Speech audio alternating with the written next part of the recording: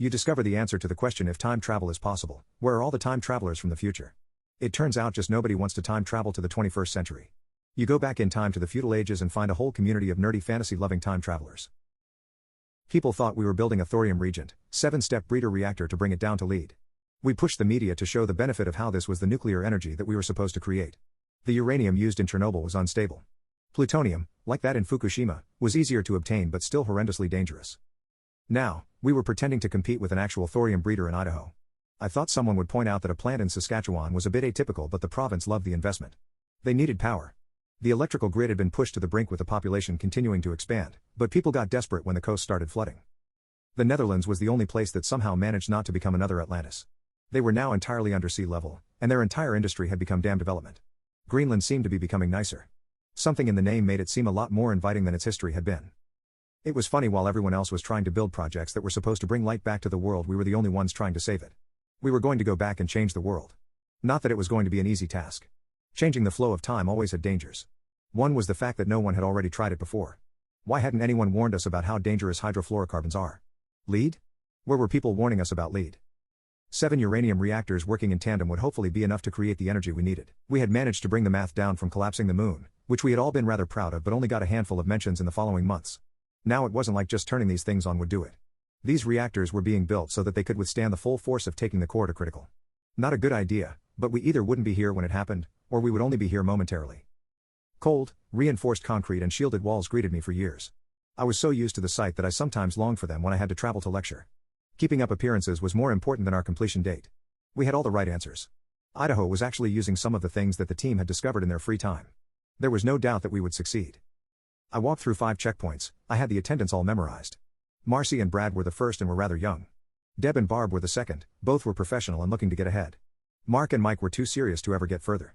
Stephanie, Marcy, Alan and Mitch had their routine down to an art. They were even fun at times. That left Fleur at the last checkpoint. Fleur could see into your soul. Fleur scared the crap out of me. You need new badge, Fleur stated as she handed mine back. There is a crack. This is your only warning. Understood, I muttered and nodded. It wouldn't matter after today. Not that a crack was a reason to get a new badge. Looking at where she had put her thumb, I grunted at the sight of what I'd consider a scratch. Honestly, if it weren't for today, I would have gotten a new one. The team gathered at their stations inside what we had fondly come to refer to as the helm. I found thankfully, wasn't the last to show up again. Macmillan and Jeffrey still were here. I took my spot after changing at the front. It sounded weird to call me the navigator, but time travel had become a weird passion after our discovery. This was it. My life's work in action. Somewhere in my mind, I registered what was happening but barely experienced any of it. The check-ins can and went with minimal effort. We had done 1,000 before this. Ignition felt like I was swallowing stones. Then finally, the countdown, the slow fade to red as we brought our uranium to be critical, felt like an eternity. I heard that crack only for a moment, then there was nothing. We had come out in a field and had thankfully only fallen a couple of 100 feet. It was impossible to know where exactly we would land, but I figured it was better to fall than to dig upward. If we were able to dig. Unbuckling ourselves, we took stock of where we were. I had set up everything so we were going far enough back that it wouldn't be recorded if something went wrong. Well, now what? Macmillan asked as he unbuckled himself. Explore? I offered, we are explorers in this.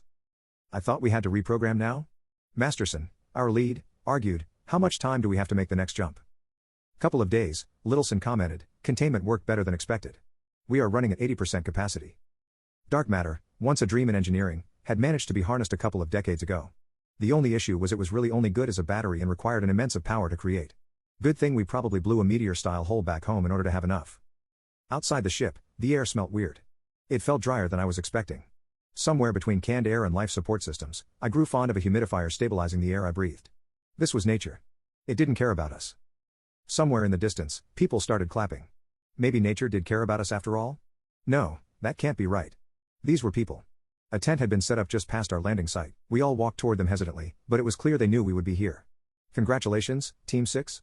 Macmillan read out loud a banner that hung at the entrance. Why are we Team 6?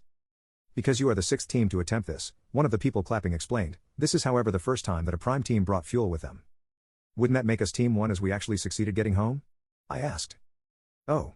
That's adorable, one of the other attendants laughed. You aren't going home. Why not? Masterson demanded, pulling out a pistol he had hidden in his suit. Who's going to stop us? You are, the first attendant explained. Once you start doing the math and seeing how it changes as you plan, you come to understand what we have all discovered. We can't go back. But we've come to change, Jeffries tried to explain. The world, the first attendant interrupted, as we all have. We can change some things, but there's a lot that just creates self-destructive loops that reset everything. Come sit, we'll talk. You aren't going to kill us? I asked, knowing that's probably what Matterson would do as I glanced at his pistol, are you? No point, the first attendant explained, you exist outside time now. Like us. It's hard to increase our numbers, so we try not to be wasteful. Oh, I muttered, has this all been a waste then? No, the first attendant assured, with your help, we can guide humanity better now. Through the shadows? Macmillan scoffed.